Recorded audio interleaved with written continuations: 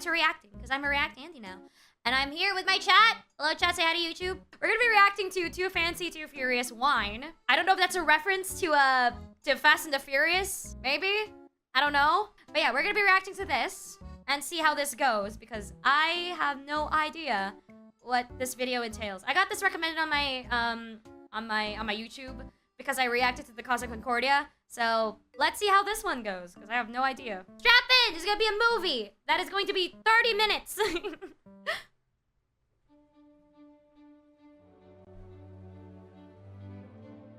This movie Come here, little fella. I'm sorry to say, but like the intro music just reminds me of Bridgerton.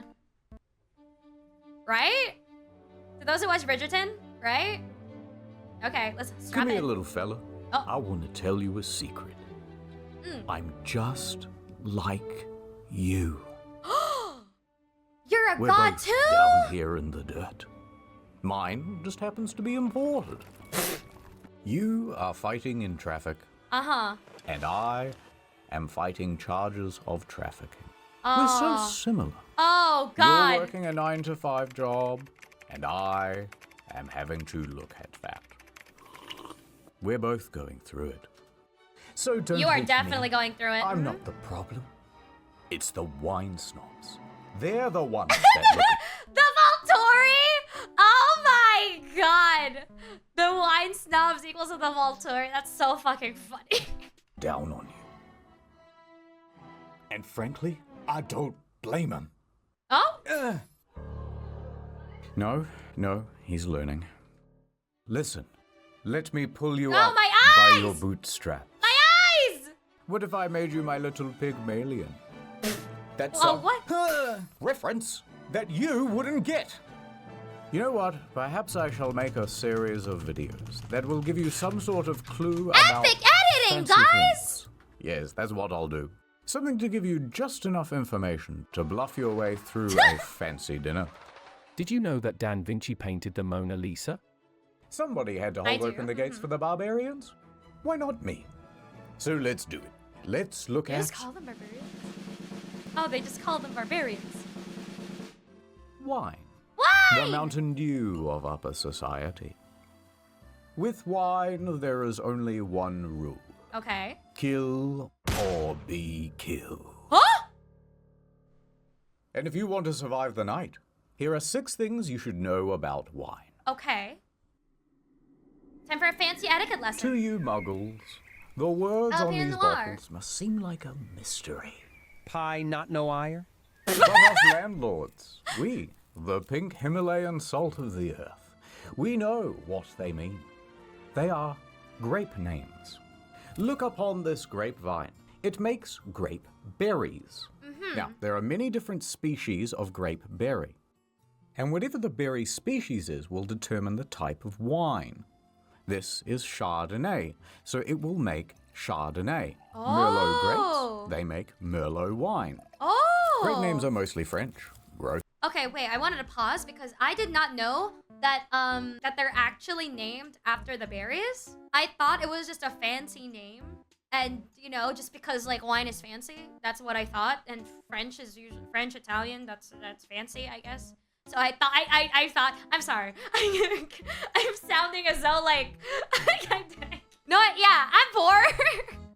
You guys can laugh at me. You guys can go ahead and go haha, poor. I did not know that. So that just a funny thing to just say that I have no idea what that was. So yeah. Merlot grapes, they make Merlot wine. Grape names are mostly French. Gross. But for example, in English, Gross. Pinot Noir means black pine, because it kinda looks like a black pine cone if you squint. Oh. Here's some of the other names. You can pause it. I'm busy. Oh, I didn't even get to pause it properly. Love how he said, wait, let us go back to the French statement. Merlot wine. Grape names are mostly French. Gross. Gross, he said gross in the French. Oh my god. But for example, in English, Pinot Noir means black pine, because it kinda looks like a black pine cone. Squint if you at it, squint. yeah. Here's some of the other names. You can pause it. I'm pausing it because I actually do want to read. Pinot, I can't even. Grigio? Grisio? It's French. I don't know.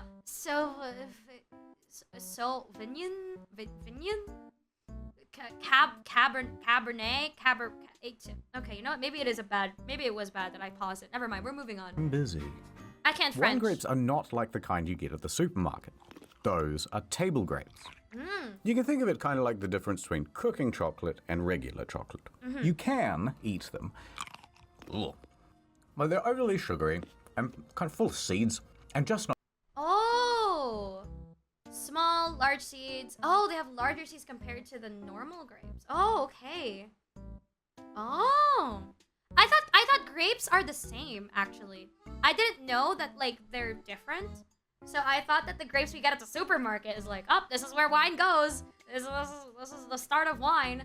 I did not know that there was I'm actually learning. Surprisingly, I'm actually learning the fanciness of wine that I never got to learn because I'm not rich. I'm poor.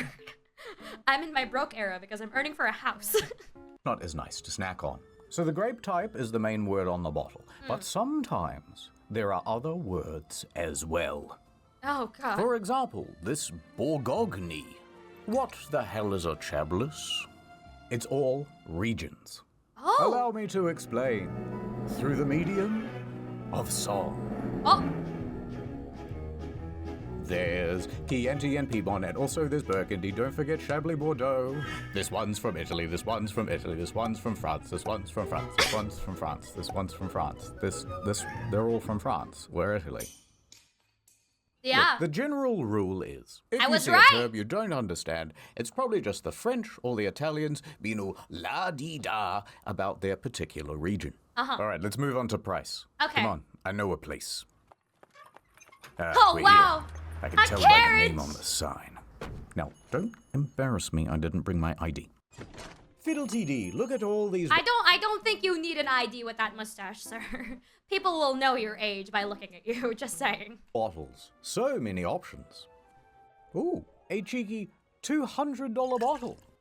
And here, oh, a $20 bottle. Oh god. Now, I bet this $200 bottle tastes way better, right? Like it's got to be 10 times better than this one. That's just basic math. Go on, though. You choose one. Oh, no. Well, it was supposed to be a trick question, but they both taste pretty similar, right? There's not some threshold that you get to where it gets more expensive, and then it tastes better, and then more expensive again, and it tastes even better, until it gets so expensive and so incredible that it's like nothing you've ever had before. It's God. Break through the conditioning. I never thought I'd This see God is drinking just wine. old grape juice. Now, if you're a little bi-curious about a more expensive bottle, sure, why not? Gold letters grace the label, hand engraved by goldsmiths. Famed wine critics described the taste as mind-boggling. But realistically, after about $60, the flavor doesn't get much better. Oh. In fact, it plateaus out and it can even go down. The best quality to price ratio is all the way over here, much lower, about $20. That's how much you should spend on a bottle of wine. Okay. Some people will say that I'm putting my heart and soul into this thing. I'm making an art, a form of art. How much is that worth? How much is art worth? about $20. Ah, but what about the Vintage? The Well, look at Vintage, this. guys. A couple of cromulent The slender Vintage. necks. And they're the same price as well. But this one is from 2019, and this one is from 2022. Well, surely the older one is the better one, right? No. Many people No. think that the wine aging goes like this, and the flavor just keeps getting better over time. Wrong, wrong, wrong. Right? The wine at the store has already been aged at the winery. I don't need to be more aged by sitting on this shelf and just collecting dust, or spending years at the back of your pantry at home. If I'm for sale, I'm ready to be consumed. I'm ready to have okay. your hot lips wrapped around me. In fact, the general rule goes a corked bottle should be drunk within 5 years, and a capped bottle within 1 year. Oh. Come, there's more. Let's pretend I am a waiter at a restaurant. You happen to be wearing a shirt, and so I have mistaken you as a paying customer. As a waiter, the first thing I will press you about will be food pairings. White wine with fish? A Merlot with pork? Ooh, Well, kid, fancy. I'm gonna have to pair this truth nugget with something you don't wanna hear. Huh? The food pairing doesn't really matter. It's Really? all completely subjective. It's cuisine by horoscope. It's food astrology. Pay no attention to the sommeliers in the comment section. They are bullshitting to upsell. Get the more expensive one. It goes better with the spaghetti. Or they are a Pisces and you shouldn't trust their opinion. They're a anyway. Pisces! Why are Pisces getting? Oh my god, they're catching strays. And also the bi-curious earlier. I am indeed bi-curious. You are indeed right. Something else to expect at a restaurant? Expect to get ripped off by the markup. Most Oh, yeah. restaurants add a 250 to 300% markup on their wine. And Yeah. the cheaper the bottle, the higher the proportional markup tends to be. Yeah. So a $20 bottle will turn into an $80 bottle. But a $100 bottle may only rise to $150. Most people get the second cheapest bottle on the menu, regardless of the pairing, and that'll do just fine. And that's it. No more tips. Unless you want to leave me one. Sure. Actually, you know what? I got a fucking tip for you, mate. Ad time. I bet you're wondering how I got this cog in my knee. Ad time! Oh no! That's because I became the face of Incogni, the service that helps you Incogni? be forgotten on the internet.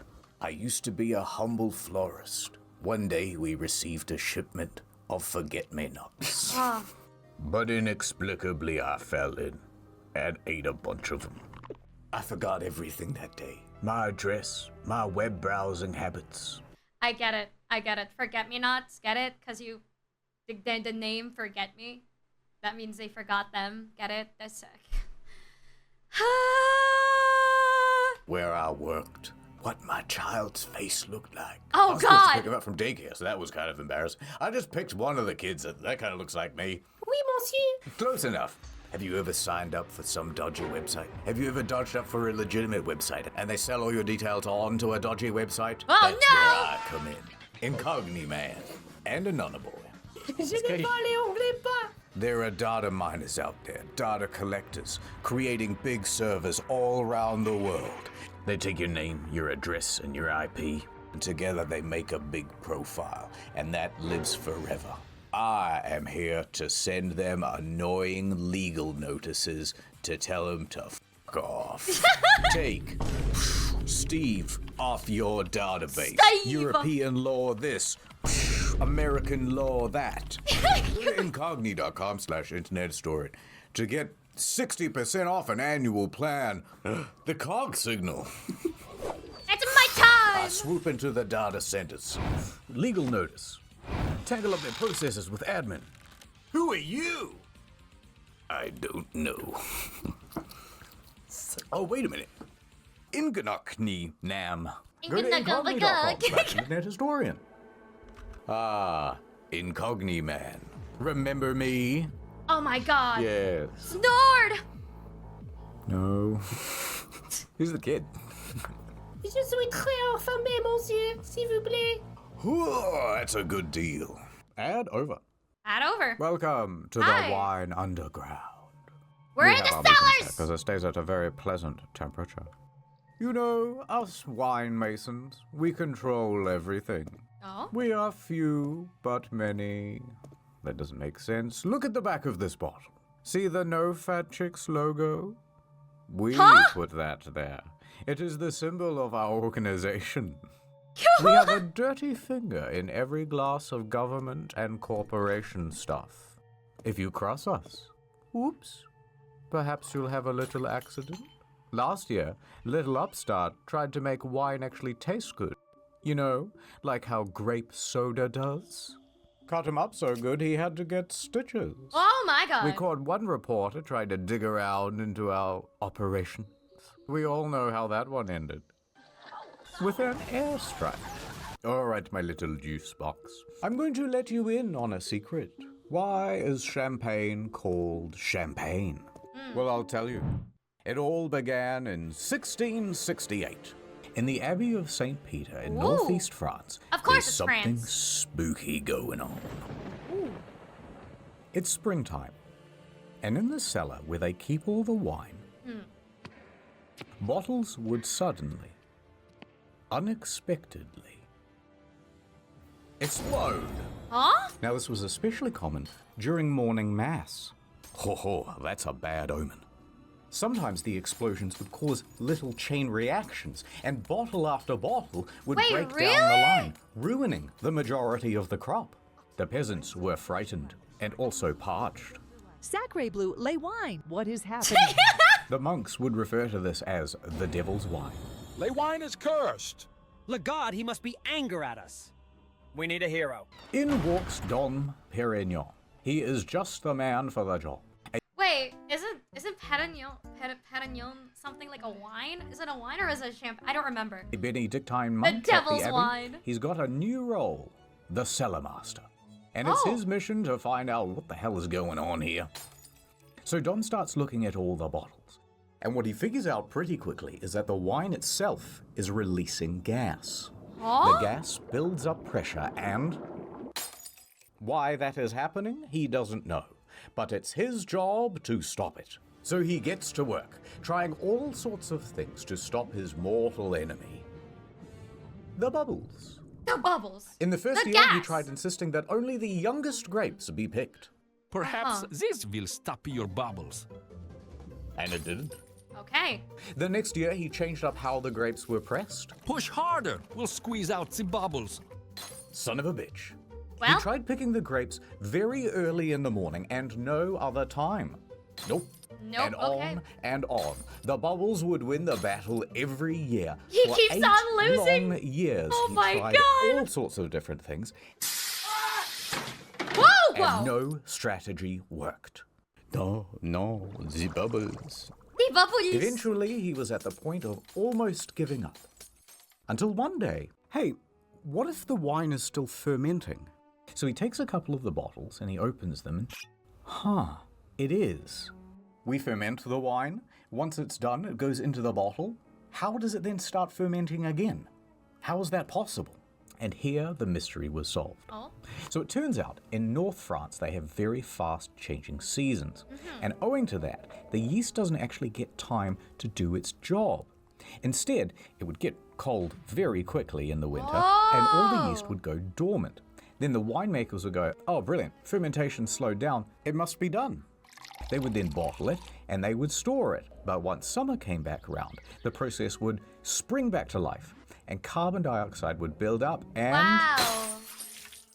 Okay, he thinks, I cannot change the climate. Perhaps I shall not win the war against the bubbles. Now, the bubbles are his enemy, and he has another enemy. The English. Huh? Therefore, the enemy of his enemy or something. Something. Anyway, he starts talking to the English, and he goes, hey, how do you guys stop your bottles from exploding? And the British go, You what, mate? Core! Well, peep at how thin the bloody glass be in it. Thin glass is the problem. Thank you for using this text-to-speech preview. For a paid version, please go to... See, the English have created new coal-fired bottles with much thicker glass. Oh. Then they put a cork in the top, and it allows them to make very foamy beer. That's right, he could just use thicker bottles and he won't have to worry about stopping the bubbles at all. So Dom goes running back to France. He's panting, he's sweating, and there's bits of brie on his shirt. He's going, better bottles, better bottles. Everyone's confused and terrified, but they give it a shot. And there it was. The people of France loved it. I love this new style. Even the French royals were enjoying new wine, TM. He even started adding extra yeast and sugar to really get the bubbles going. Oh, And gosh. so Dom Perignon had created what we call today champagne. Now, there's a 19th century marketing campaign that it says is. the It moment is he champagne. uncorked his champagne for the first time, he tried it and said, come quickly, I am tasting the stars.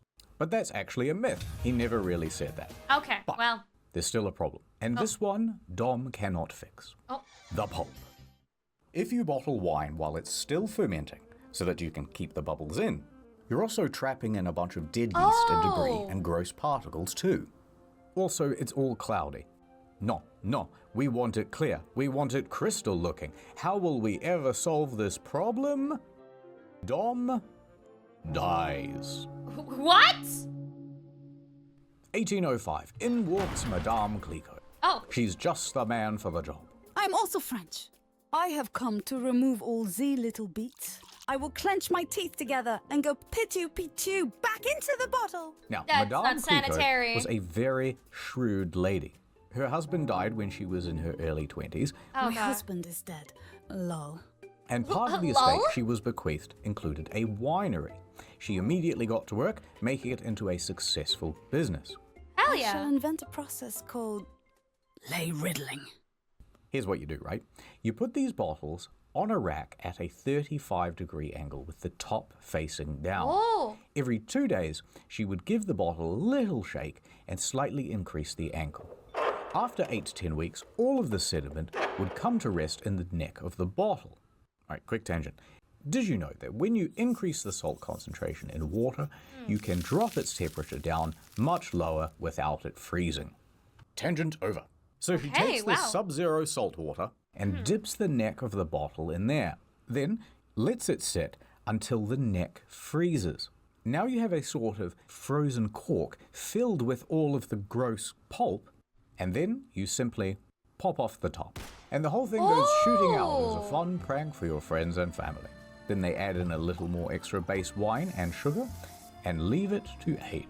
And with that, Clicquot has just created a clear, sparkling wine. And that is Ridley. And Madame Clicquot is... They are indeed the Riddler. Yeah. So Dom Pérignon and Madame Clicquot are both credited as the godfather and godmother of champagne. Oh. Today, the Dom and Clique brands are owned by LVMH, the same parent company that owns Louis Vuitton, TAG Heuer, Tiffany & Co., Hennessy. Wow. Actually, pretty much every luxury brand. But why is it called champagne? Well, that's because it comes from the Champagne region, you dummy. And anything else with bubbles is just sparkling wine. End of part. Is there gonna be one or? Oh, that's it. End of part. It's you. Hi. I was just looking out over the sunset. Pretty. You know how it is. Thinking about stuff that happened in the past. I remember it all too well. It was literally 1984. Why are you sounding like a detective? I was walking home with my parents from the opera. Come on, keep up. We're nearly there. Hey, let's take a little shortcut, they said. We can cut through here. We were walking down a well-lit alleyway. It was nothing but quaint restaurants and bistros. Isn't this Batman or something? Isn't this... Then suddenly, a man holding a bottle of Shiraz came out of nowhere. Just a tipple, he said. I was terrified. I knew nothing about wine. Go on, he said. My hands were shaking, knees weak, arms heavy. Complex aroma, wouldn't you say? Very good tannins. Oh, really? Yep. What's a tannin? I don't know. My parents died from embarrassment right there on the spot. Mommy! I'm sorry, Daddy. Just a tipple. Damn, they died of cringe? It's too late for me, but I don't want the same thing to happen to you. That's why we have to learn about how to serve wine. How to serve wine. So you've bought a bottle of wine to show your friends and family how successful and sophisticated you are. Did you know that Da Vinci painted the Mona Lisa? So let's go through how to serve the big three. The big White, three? red, and champagne. Oh, Let's say okay. you've bought champagne. Oh, wow. That bottle goes in the fridge. Champagne is served cold always. Okay. To open, peel off the foil and do not aim it at your face. Oh, God. Then twist off the metal thing. If you want people to think you're fancy, use the proper word, muselet. Muselet. It helps to contain the pressure. Oh. Again, don't aim this thing at your face. Oh my God, it's stop. really worth repeating. The PSI inside a champagne bottle is 70 to 90. That puts it in the same league as a nail gun. Oh. So the cork comes out at about 50 miles an hour. And if you're in a house, you want to hold onto it very firmly with your hand. If you're Bezos, or you just won the Grand Prix, fling it over some ladies. But if you want to be really fancy, you can use a sword. Oh, a knife, yeah, people This has been a use tradition that. for a couple hundred years, popularized by Napoleon. After each victory, the army would use their sabers to crack one open for the boys. But the sword's just ceremonial. You can use pretty much any blunt object to knock off the top. No! A shoe. Oh, well. This fish head. Huh? Oh my If god, it's that cold, worked. it shouldn't fizz over too much, but you might want to have someone on the side with a ready glass. The glass type should either be a tulip or a flute. Although, if you've seen The Great Gatsby, you may notice that they use these. Up until the mid-1900s, people used coupes. That's because, back in the day, excessive effervescence wasn't very cool. So these cups helped actually dispel the bubbles faster. In fact, sometimes they'd even use a small whisk or a fork to dissipate all the bubbles. Now, there's actually an old myth that the shape and size of the coupe was molded from one of Marie Antoinette's. I knew that one. I knew that one because I remember watching, I think, the Try Guys video of them having to make, I think, cocktails. And this was one of the, like, fun facts, surprisingly. But it's probably not true. Eventually, bubbles became a fancy feature, so the flute was adopted. They can be made from glass, but preferably they're made from crystal, so that they shimmer as much as possible. And the best flutes would also feature a small rough spot right there at the center of the glass at the bottom to create a sort of tornado of bubbles. Anyway, as you pour, tilt sideways so it isn't all head, and don't pour more than 2/3 full. Okay. Done. White wine. White wine is best served chilled too. 10 to 15 degrees though, not fridge cold. Okay. Use a small glass bowl and pour to about half full.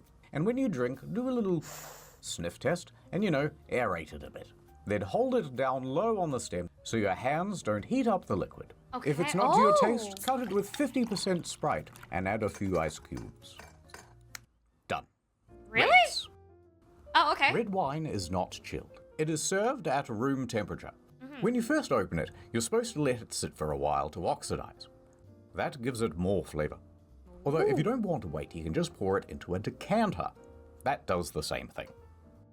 To drink from, we want a big bowl on a stick, so you get a full face of the aromas of the grape blood. When you pour the thing, That face, fill oh it my about god. 1/3 full. Okay. That's pretty much it. However, when it comes to wine snobbery, red wine snobbery is at the top of the Maslow hierarchy. Crushed white rock. It's like almost like a rock quarry. Oh my god, shut up. And there's a taste testing thing that people do, and they'll go a bit mental, and it's kind of gross, and it looks dumb. But if you think you're ready for the ultimate test, ready to take the one-chip challenge of enology, That's a lot then of here's wine. how you do it. When the waiter comes over, insist on taking a teensy sample. Inspect for color, clarity, and legs. Legs refers to how viscous the wine is. Ooh. Oh, that's what. Smell it. Smells like a red wine. Swirl it around on the table, making a loud scratching noise, so that everyone knows you're a connoisseur.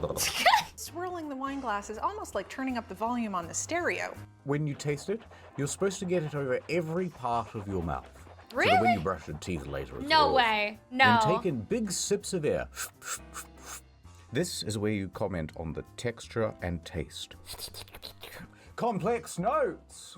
You yell across the room. Now this is the best part. You can just make shit up about vanilla smatterings or citrusy undercurrents. I swear, there's a hint of blueberry. It's one of those things that's kinda true, but subjective enough that no one can really refute you. So make a big show of it. There is a little bit of an earthiness, almost a graphite clay note to this. It's a little bit meaty. It's a little bit sort of rustic. There are definitely hints here of Monster Ultra sugar-free. If this is a taste test and you're sampling dozens of wines, you want to spit out the sample into this gross bucket so you don't get too drunk. Oh. Do not ask the waiter if you can drink from the bucket. It's the waiter's privilege, and he's very No, protective no, of it. no, no, And no. that Oh, that's is disgusting. how to serve wine. Okay, that's a lot of shitting on wine people. And we shouldn't get bullied. We shouldn't get bullied. But let me do a quick 180. Oh. Because overall, wine is good. And a little wine snobbery can be good also. Being into wine is one of the great dad hobbies. One day Moms are you will invited have too. a model train set in your basement, complete with a wow. little walking path and the grass just right. Oh my god, if anyone actually has that, I would love to see that. Of course, I won't touch it. I'm just there to look at it. Because that would have taken so long to make. The best part about this hobby is building the thing, getting it just perfect, and then making people sit there while you explain the little trains in excruciating detail of how they work. Torture, this is torture. Now, the fun of Warhammer, that's when you save up for the little space marine man, you take him out of the packet, you put on a podcast with some Warhammer in the background. Aww. Of all the Primarchs, Horus is the best kisser. And you slowly paint it yourself. And then you argue with your mates later about why the Necrophiles are the best race. There are people that spend like tens of thousands of dollars on coffee machines and equipment. And then it takes like an hour to make a coffee, and it's like only 5% better, maybe, than the ones you get at the cafe. Now, I could be Mr. Killjoy and come in and go, what's the point of that?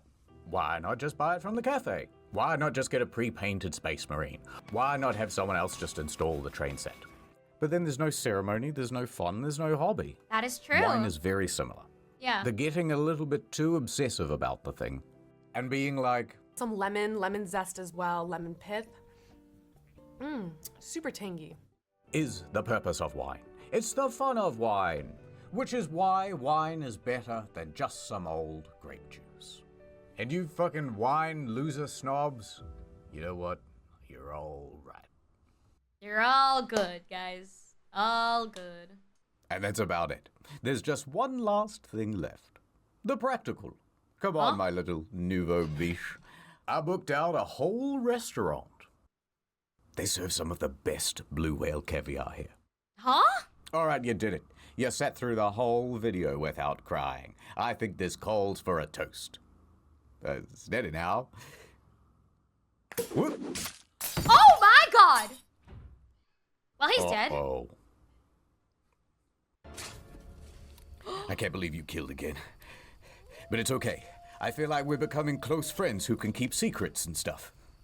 And because we're such close friends, I'm gonna keep teaching you things. That's right. I'm being held hostage! Get me out of here! Like me. I just cannot tell which of this is blood and which wine. By the way, this is the second video. If you haven't seen the first one, which is on Fancy at the Theatre, Ooh. go look at it over here. But there's also Fancy, the Arts, on Incognito. That's already live. And there's the next Incognito on its way. Do not forget Story Mode. Do not forget Incogni. And do not forget to dream. To dream. A dream is a wish your heart makes. And it's gone. Okay.